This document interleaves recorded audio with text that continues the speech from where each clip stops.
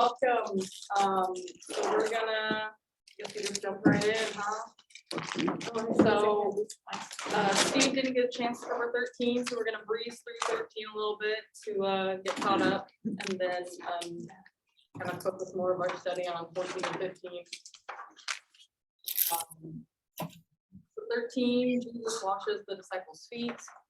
The disciples and Jesus share a meal, which is, I mean, we kind of Lord's Supper, but it doesn't really have the institution words that the other three Gospels do. And then just kind of a broad overview, 13 through 16 are Jesus's final words to the disciples. And at the end of 13, he gives his disciples a new commandment. Over here in 34, I give you a new commandment that you love one another, just as I have loved you. You should also show love one another. You also should love one another. And then there's this little section about Jesus foretelling Peter's denial.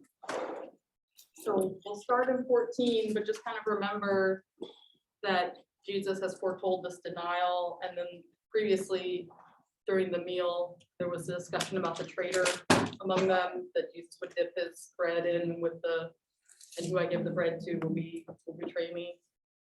So they're kind of on edge, the disciples, right? That they're Who is this it? has just happened. Yeah, Who is it's like what's happening here. So 1 through 4. Let's see. We're gonna read all of. Should we just go through 1 through 14? If somebody wants to read that. I can read that. Do not let your hearts be troubled. Believe in God. Believe also in me. In my Father's house there are many dwelling places. If it were not so, I would have told you that I go to prepare. Would I have told you that I go to prepare a place for you? And if I go and prepare a place for you, I will come again and will take you to myself, so that where I am, there you may be also. And you know the way to the place where I am going. Thomas said to him, Lord, we do not know where you are going. How can we know the way? Jesus said to him, I am the way and the truth and the life. No one comes to the Father except through me. If you know me, you will know my Father also. From now on, you do know him and have seen him. Philip said to him, Lord, show us the Father, and we will be satisfied. Jesus said to him, I have been with you all this time, Philip, and you still do not know me? Whoever has seen me has seen the Father. How can you say, show us the Father? Do you not believe that I am in the Father and the Father is in me? The words that I have to say to you, I do not speak on my own, but the Father who dwells in me does his works. Believe me that I am in the Father and the Father is in me. But if you do not, then believe me because of the works themselves. Very truly, I tell you, the one who believes in me will also do the works that I do, and in fact will do greater works than these. Because I'm going to the Father, I will do whatever you ask in my name, so that the Father may be glorified in the Son.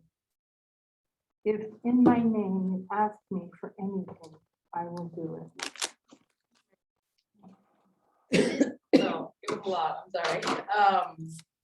So kind of going back to that thought. So verses 1 through 4 is comforting after this the traitor and the foretelling of the denial. So Jesus comforts his disciples. But it's also confusing for them, isn't it? That he's with them, but he's going to go. He's going to prepare a place, but where is he going? That they can't go with him. And then Thomas, we get his bewildered question, Lord, we don't know where you're going. How can we know the way? And then Jesus is the truth and the life. I think Bob has a question. Question. Yeah. How, really the first time he said where he knows his path is going? Or had he been, or were they just dense and didn't listen to him? Lessons. Yeah, I think that's a lot of John, is that he'll say a thing like that, like, oh, I'm gonna do this, and then the disciples are like, what? Right. Okay. So it's just kind of a repeated theme in John. Oh,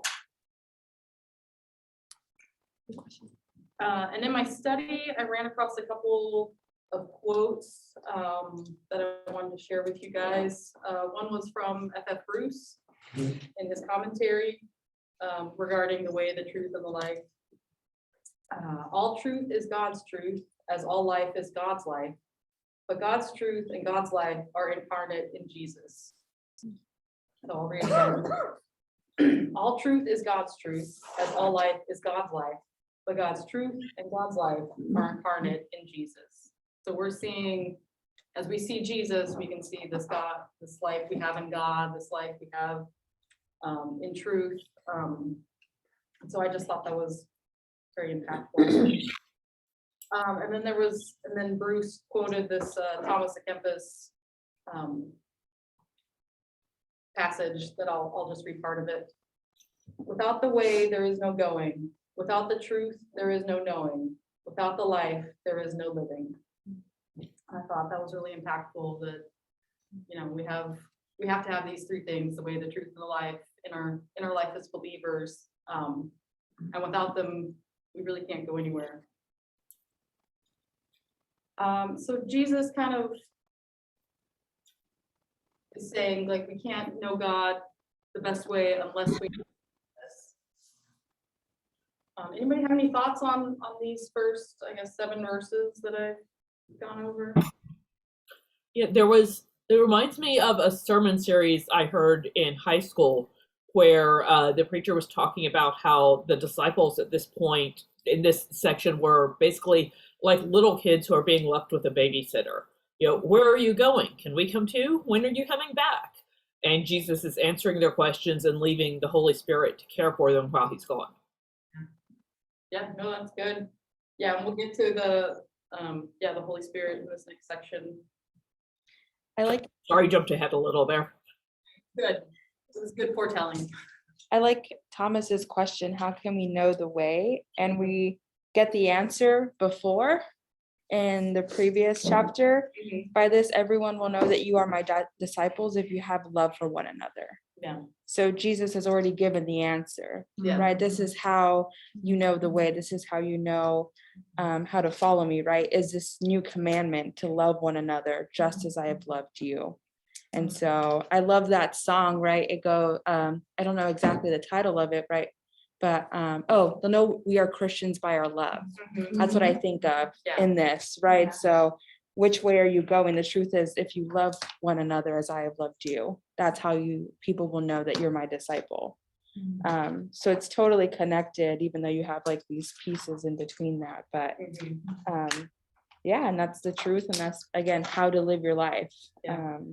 Is to love one another. Yeah, we'll see that theme throughout this kind of last discourse, Yeah. 16. It just kind of keeps popping up.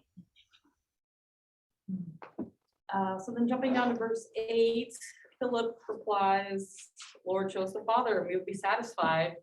How many times have we had said something simple? Like, he's right in front of Jesus, and Jesus is like, dude, it's me. You know, God will give us a sign, and we'll be like, no, if this happens, that will be the sign that you know, how many times have we thought something like that? Yeah. So just understanding that the disciples are like, and then kind of closing out this section, verse 12, who believes in me will also do the works that I do, and in fact will do greater works than these, I've always been Yeah, surprised by that, like, interested, yeah. this is Jesus we're talking about, like, God incarnate, and we're gonna do greater things than Jesus, like, Yeah, I think it's really interesting. he's got high hopes for us, I guess. I think it's, oh, go ahead, Go Jen. ahead. No? I think too, maybe it's how you define greater. Mhm. You know, if you think of great, I mean, there are millions and millions of people, and just think if they were all following the Bible, then those would accomplish more than just one God. Right, the magnitude of it, you Yeah. know? Mhm. Mhm. But guess what? Mhm. Yeah.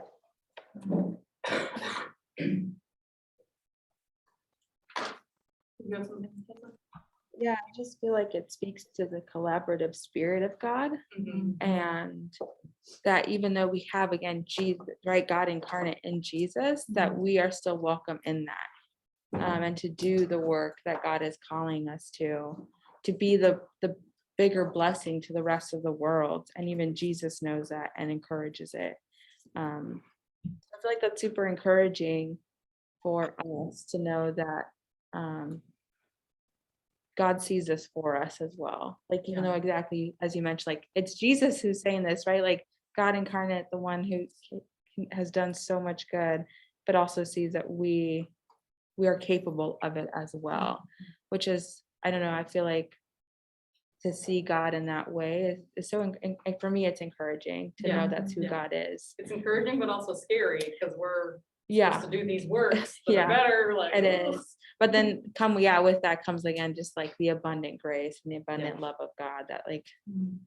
I guess maybe balances it out, where it's like, Mhm. yeah, so it's really good. So for me, it connects with the idea that we're created in God's image and likeness. And so there's something in us that gives us the capability to do things. Surprising as it is that the word greater is used. Yeah. Yeah. You know the word in Greek, Julie, by chance? Greater? Oh, let's look it up.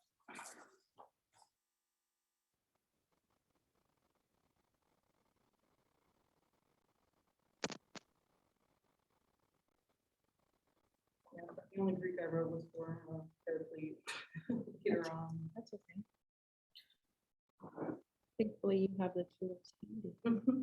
Always do. There's my phone.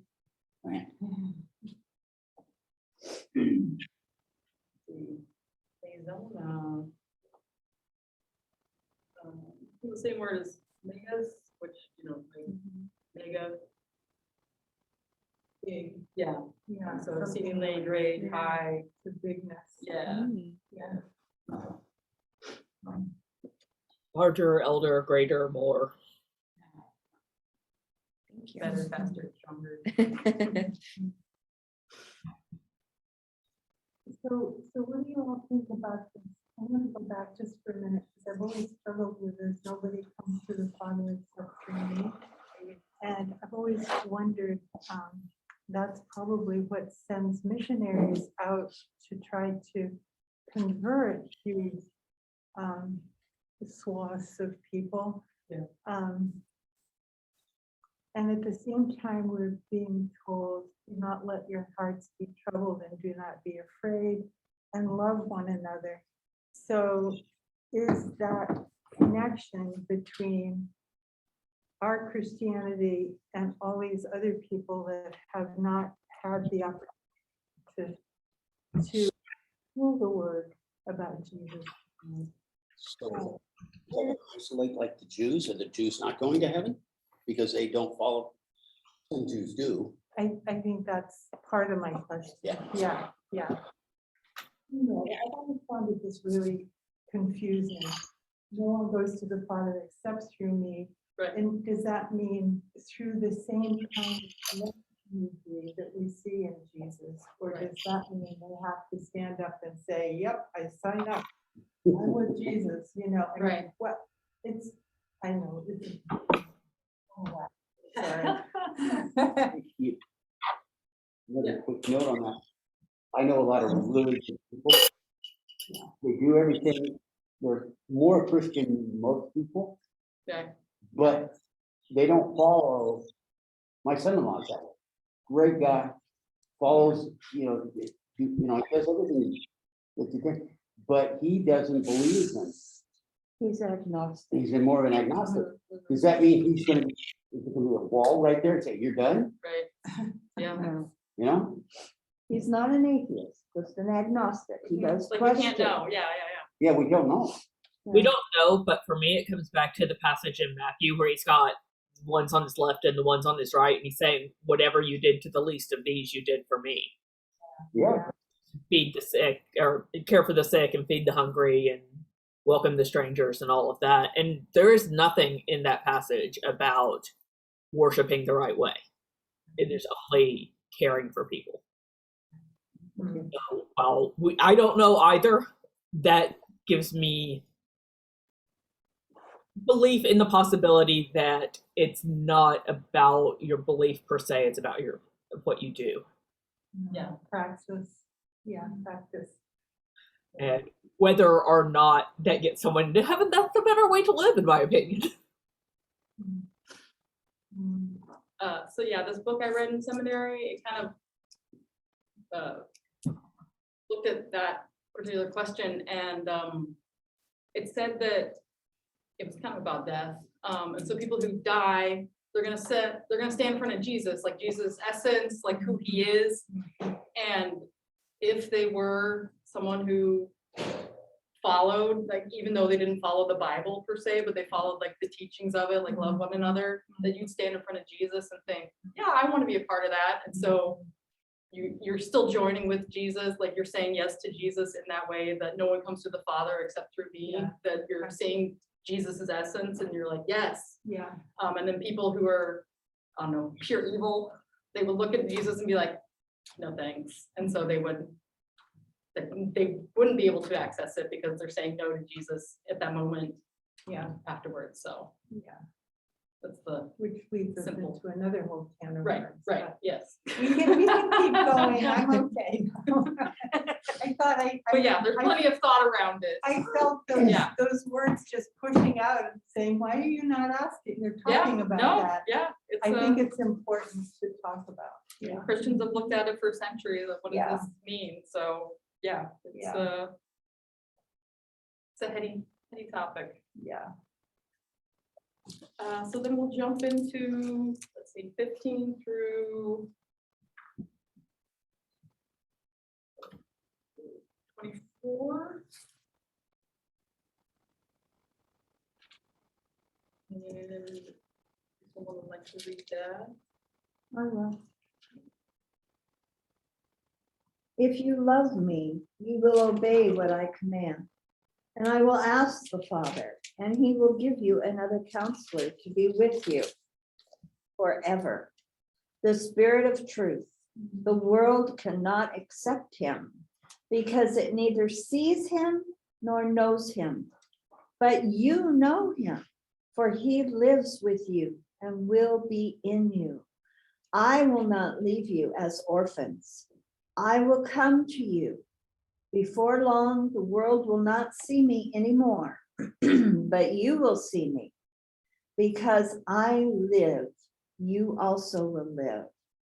On that day, you will realize that I am in my Father, and you are in me, and I am in you. Whoever has my commands and obeys them, he is the one who loves me.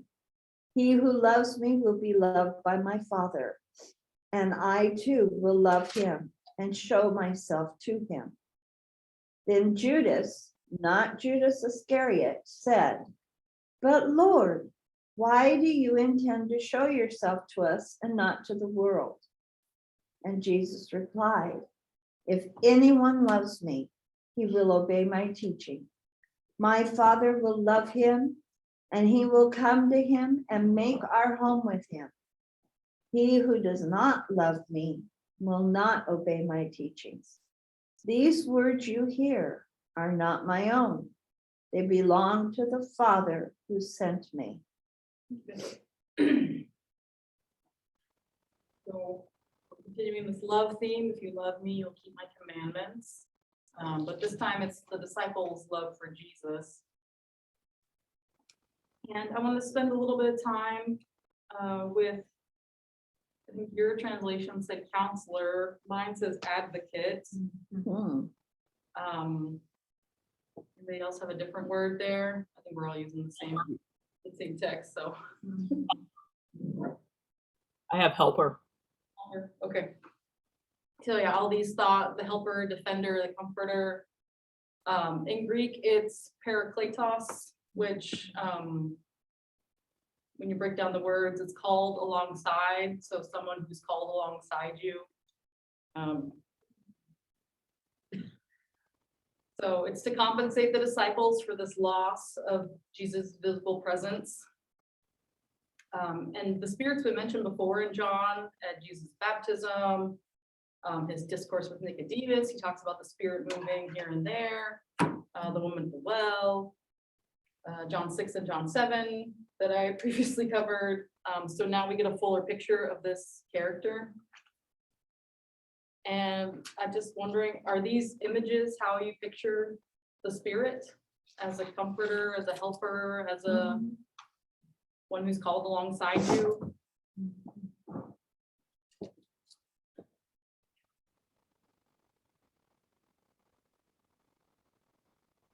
You know, verse 21 is kind of, I guess, speaking to me when we were talking about like our son-in-law, where it says, whoever has my commands and obeys them, he is the one who loves me.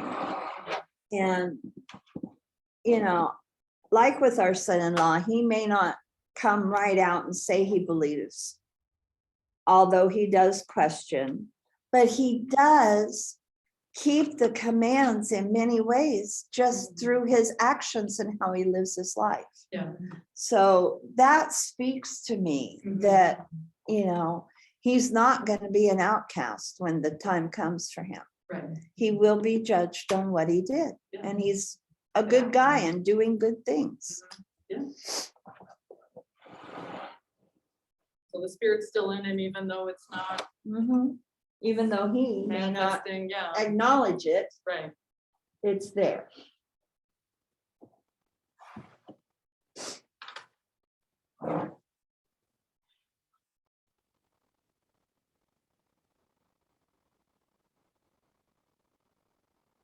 And then Jesus saying, you won't be orphans.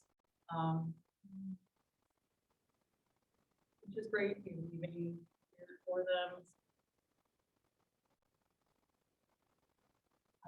On the note in 23, those who love me will keep my word. And the word there is logos from John 1. And so those that don't love Jesus won't keep this word. And then another note, home in 23, those, my Father will love them and we will come to them and make our home with them. The word home there is actually the same as this, the rooms over in verse 2, the dwelling places. So just kind of a fun use of John kind of using the same words. It's either John uses the same words over and over again, or he uses completely different words every single time. It's a fun book to look at it that way.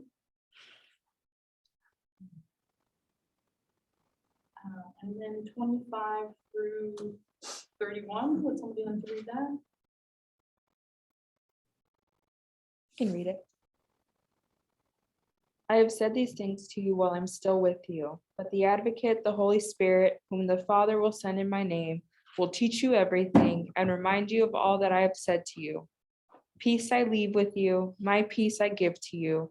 I do not give to you as the world gives. Do not let your hearts be troubled, and do not let them be afraid. You heard me say to you, I am going away and I am coming to you. If you loved me, you would rejoice that I am going to the Father, because the Father is greater than I. And now I have told you this before it occurs, so that when it does occur, you may believe. I will no longer talk much with you, for the ruler of this world is coming. He has no power over me, but I do as the Father has commanded me. so that the world may know that I love the Father. Rise, let us be on our way.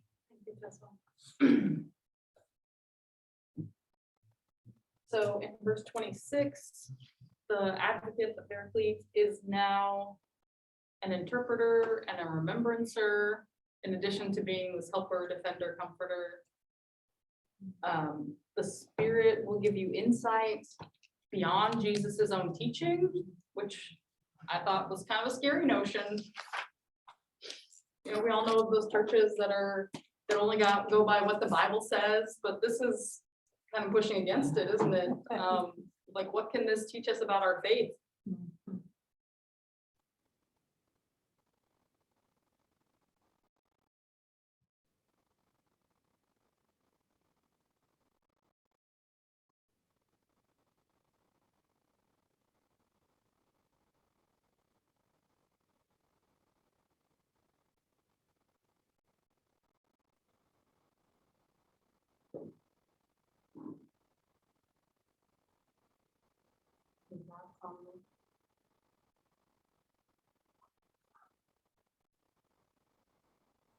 Wish I could see it from Jesus' perspective. Mhm.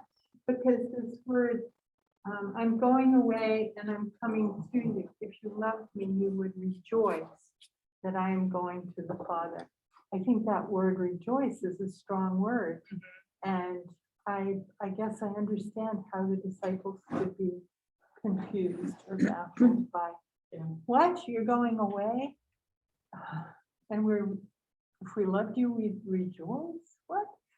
You know, it's, yeah, it's not easy to take it in, I think.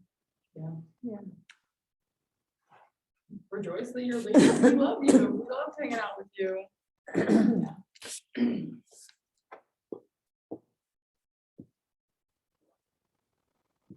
You know, sometimes when a friend of yours leaves and they have a new job and they're going off to a new adventure, you know, you're sad that they're leaving because they won't be with you, but then you think, look at all these new things.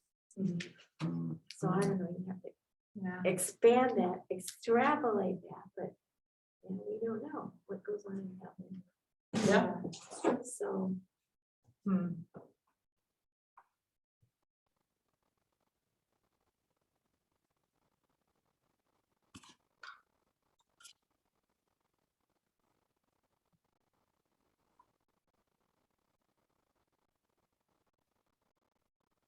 Any thoughts on this section?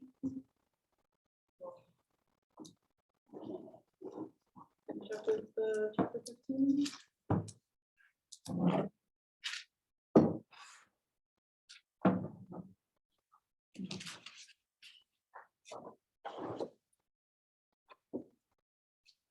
I know Jesus, what Tessa read, Jesus saying, rise, let us be on our way, but he's still got a lot more to say. So there was some debate in the early church about where actually that chapter goes, because he says that.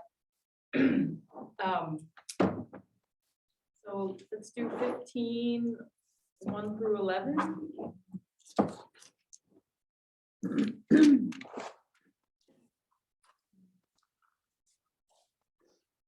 I can read. Okay. Yep. I am the true vine and my Father is the vine grower. He removes every branch in me that bears no fruit. Every branch that bears fruit, he prunes to make it bear more fruit. You have already been cleansed by the word, and I have the word that I have spoken to you. Abide in me as I abide in you. Just as the branch cannot bear fruit by itself unless it abides in the vine, neither can you unless you abide in me. I am the vine, you are the branches. Those who abide in me and I in them bear much fruit, because apart from me, you can do nothing. Whoever does not abide in me is thrown away like a branch and withers. Such branches are gathered and thrown into the fire and burned. If you abide in me and my words abide in you, ask for whatever you wish, and it will be done for you.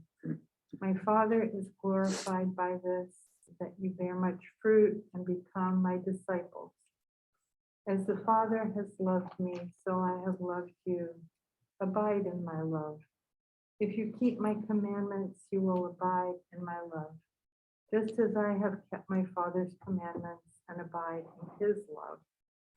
I have said these things to you so that my joy may be in you and that your joy may be complete. Thank you. So we have another I am statement. I'm the true vine. And this, the vine, the vineyard repetition is a reference to the Old Testament. A lot of times, for example, Psalm 80, Israel is the vine and God is the vine grower who tends it. And I have a note, I'm not sure if other people have a note in verses 2 and 3. Every branch that bears fruit, he prunes to make it bear more fruit, and you have already been cleansed by the word. So prune and cleansed are actually the same word. Does that, oh, it also harkens back to 13, where Jesus tells the disciples, you are clean, but not all of you, and that's the same word as well. Does it change the meaning for you here? If we use clean, every branch that bears fruit, he cleans to make it bear more fruit? Or you're just all farmers and you think prune, same thing.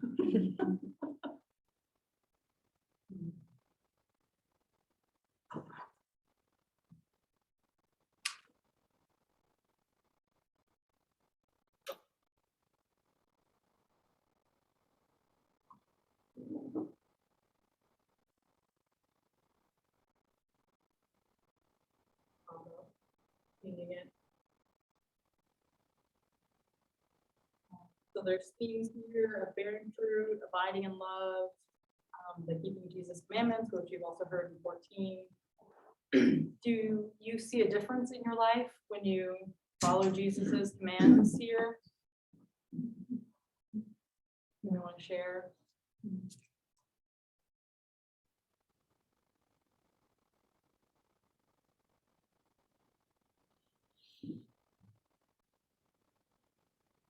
Can you repeat the question? Sorry, Judy. Oh, do you see a difference in your life when you're following Jesus' commandments and doing what he's asking here, as opposed to going your own way, I guess?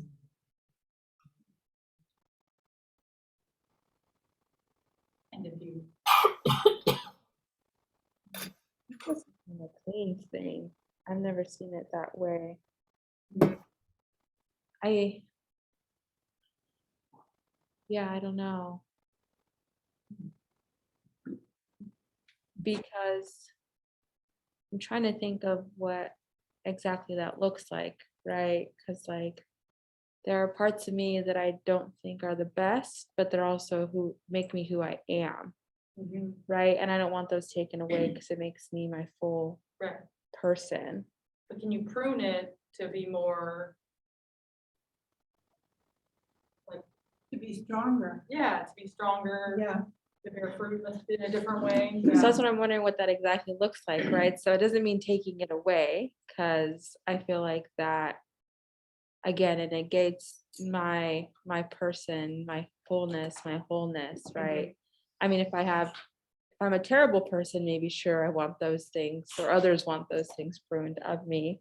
But even then, from that, I think of my own trauma or my own hardships, right? I don't want those necessarily always. Sometimes I do want those taken away, but sometimes through those it's been helpful, right, to part of learn who you are now. and to grow and to be able to bear more fruit.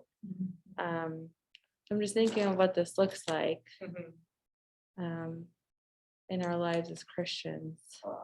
I think one thing, I always refer back to the footprints in the sand, because when you're going through it, you don't see it, but when you look later, year or two later, and you go, oh, okay, I see where you think God's not with you at the time. Right. And that's what really makes me feel sorry for the people that don't have. I love this church family, but I didn't have it. Some of the things that I've gone through, I don't know how people do it. Yeah. When my dad died, and my mom and everything, the family came together to support us. When we were sick last, you know, with the COVID thing, you know, the Yeah. church family came, how do people not have that? Mhm. That's the thing. So I'm just saying, you may not know what you're doing and then, but if you look at, I mean, if I had stayed down here when I graduated high school, I would have never met Becky. Mhm. But I had an opportunity to go to Northwest Christian College at the time. Yeah. Not great grades, but they accepted me. So, but I mean, that was, like my mom said, that was pretty much the only thing I got out of it. Northwest Christian College. I got my wife, and that's about it. But it was interesting. But I'm just saying, just little things, if you, when you look back at your perspective in your life, and how you met people, if you would have taken a right or left, what would have happened? Yeah. I was just thinking maybe this is the part of the mystery of God, right? I don't know when I'm bearing fruit. So how do I know what to Yeah. change or what to do? So I guess I can just pray that God cleans and prunes me in order to make more fruit. Yeah. I think that's what I was hanging up on. I guess maybe we don't always know Mm. when we need to be pruned or when, you know, those changes Yeah. need to happen, but Yeah, I guess that is where the metaphor breaks down, like fruit knows, or a vine knows when it's Yeah. producing fruit, but we, you know, we can touch somebody's life and then like later on, years down the road, it affects them. yeah, What we said in that moment that we forgot, yeah. but it's stuck with them, Yeah. so. And didn't have any big flashy anything going on Mhm. in the moment, but it meant a lot Right, and. Yeah. Yeah. Yeah. yeah. Well, I think that's really true, especially with John, because he taught so many students. I mean, Mhm. several days ago, I was trying to calculate how many students he taught. But then, years later, the student will come to him and run into him in the store or something, and say, that, you know, that was really important what you did. And then there's another example too. My father was a coach in Las Vegas, New Mexico. And then that was when he was probably mid-30s. And so then he passed away here in San Diego, that's kind of far from Las Vegas, New Mhm. Mexico. And so I answered the phone and he said, hello, I can't remember his name, this is so-and-so, he was my coach. You know, that was maybe 50 years later, no, maybe not 50, but you know, 40 years later. And he Yeah. read the obituary in the newspaper and he said, oh my goodness, look, there's my coach.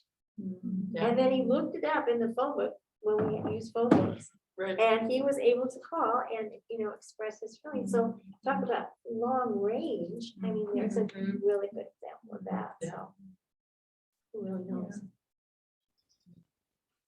So, Yeah, thanks for thinking that through with me. Yeah.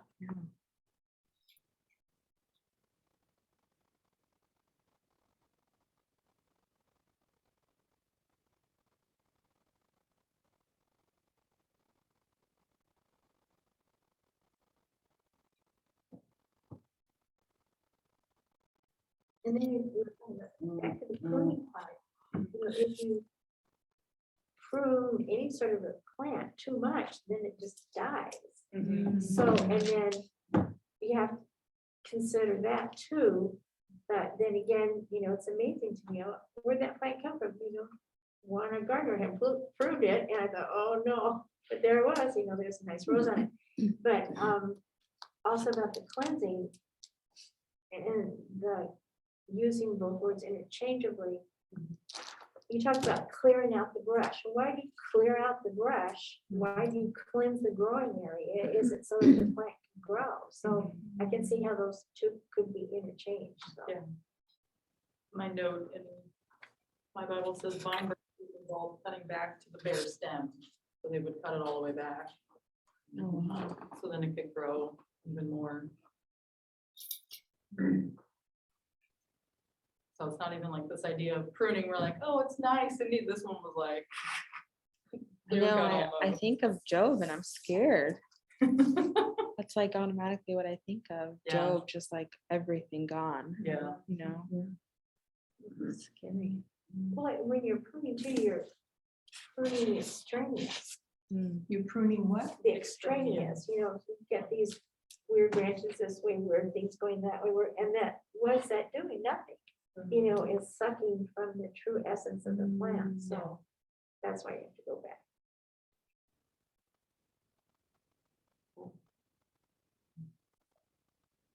That's super helpful too. I like that. Yeah, Job is definitely the extreme. Yeah.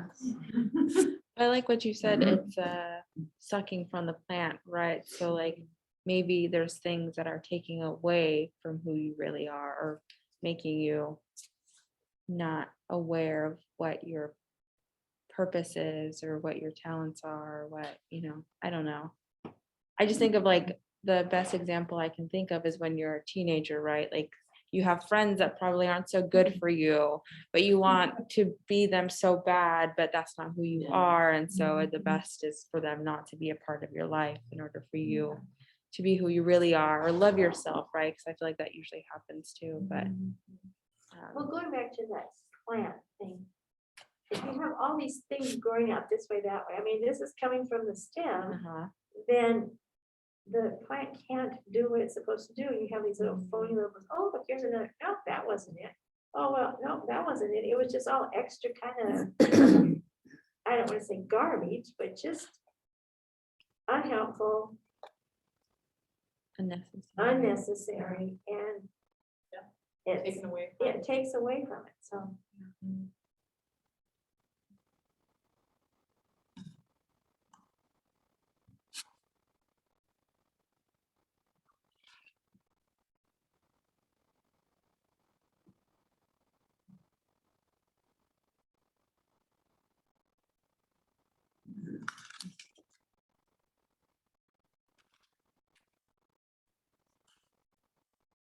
So I'll read 12 through 17. I think we're gonna read all the verses of these two chapters. Nice. Okay, do it. This is my commandment, that you love one another as I have loved you. No one has greater love than this, to lay down one's life for one's friends. You are my friends if you do what I command you. I do not call you servants any longer, because the servant does not know what the master is doing. But I have called you friends, because I have made known to you everything that I have heard from my Father. You did not choose me, but I chose you, and I appointed you to go and bear fruit that will last, so that the Father will give you whatever you ask in my name. I'm giving you these commands, so that you may love one another. So, as we talked before about John, it's just the repetition, the same thing. So, harking back to that love, the new commandment that he gave them, and then also bearing fruit, what we just talked about with the vine. So, just John interweaving everything. And this is the third time he said, the Father will give you whatever you ask him in my name. So that's a strong theme. Yeah.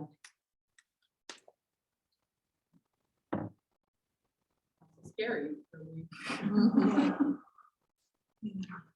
I think we could argue that one too, because I know for myself, there's been many times over my life that I have asked God for things, never gotten them, Yeah. maybe gotten other things, and I go, okay, I guess you've got different plans. But yeah, I could maybe It's argue puzzling. that a little bit.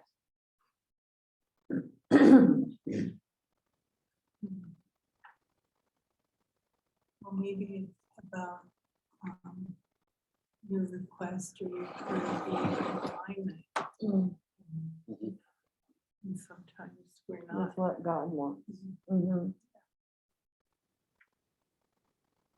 Sometimes no is the answer, even though we don't want it to be. Mhm. But then later on, we can think back and, okay, maybe that was okay that it was no, that this other thing happened, so. Well, here's sort of a bleak thing, sort of a dark thing. I mean, what if someone is beloved in your family and then pass away?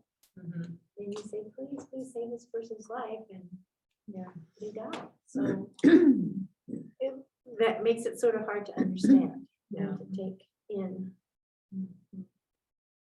So. How do you use that? What do I use? Put it on my mind.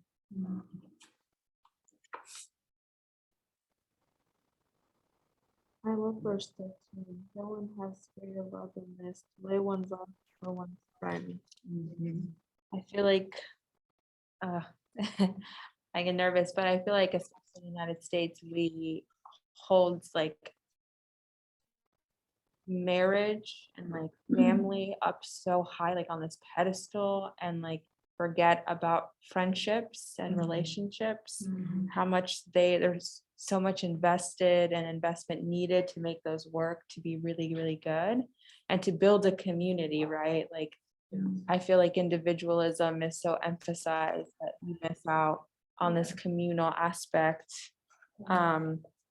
And it doesn't say, your spouse or your parent, it says friend, right? And so are you friends with your spouse? Are you friends with your parents? Are you friends with your siblings or your cousins? Like, I don't know if some people would say yes or just say that we're blood related, so that's all that matters. But I think I love it because it's saying that there's work needed in order for these relationships to thrive. And so do the work. Yeah, I just really appreciate that. And then super easy friendship with Jesus. You are my friends if you do what I command you. Yeah. Super Done. easy in one sense, Yeah. but like there's no other barriers. Yeah, exactly.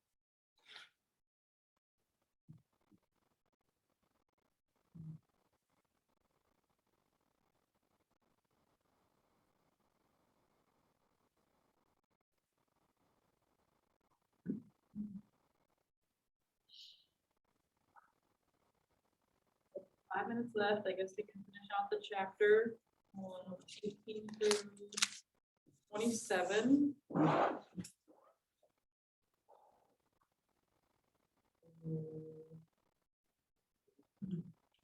Carmen wants to read it all because then we've read the whole Yeah. Do it. 2 chapter. Yeah, Right, do let's do it. I can read it. Okay. Somebody else. I will, if you want to, go ahead. If the world hates you, be aware that it hated me before it hated you. If you belonged to the world would love you as its own, because you do not belong to the world. I have chosen you out of the world. Therefore, the world hates you. Remember the words that I said to you, servants are not greater than their master. If they persecuted me, they will persecute you. If they kept my word, they will keep yours also. But they will do all these things to you on account of my name, because they do not know him who sent me.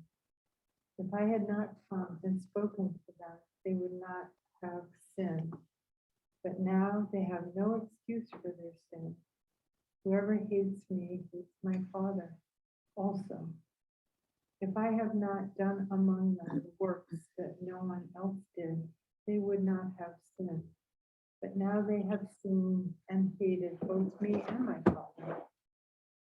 It was to fulfill the word that is written in their law. They hated without cause.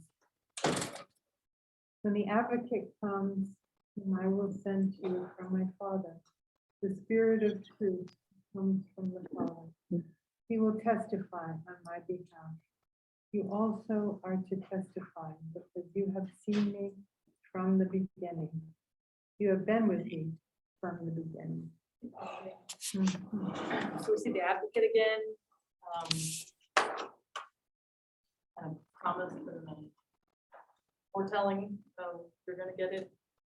And this whole persecution section might have been written due to the conflict at the time when John was written, Gospel of John was written. There was a conflict between the synagogue authorities and the Christian community of the author's time. And so seeing this persecution, they were seeing this persecution firsthand in their own lives, that they followed Jesus, but the synagogue authorities didn't really like them. Like this weird other- Had they been kicked out of the synagogue at that point? I believe so. I think it That's was, what I thought too. Yeah, so there's a real yeah. tension there. Mhm. And then coming in 5 minutes before class. That's right, coming in for church. I'm marking you tardy.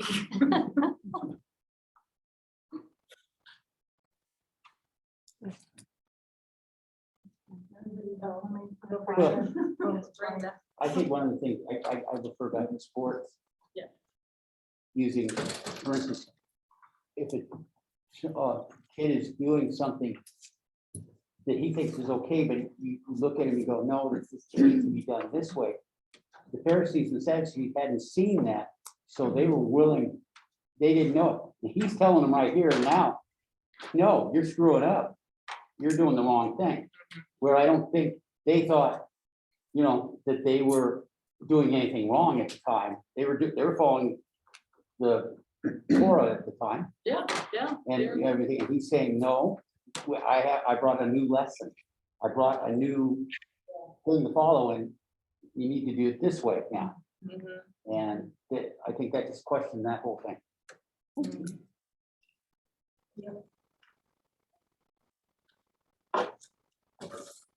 So that's all I had. Next week, or is it you, Tessa? Okay, Chapter 16 and 17 from Tessa. Thank you all. Thank you. Thank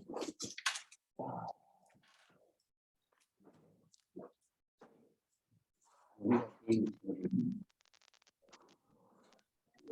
Real quick. Testing.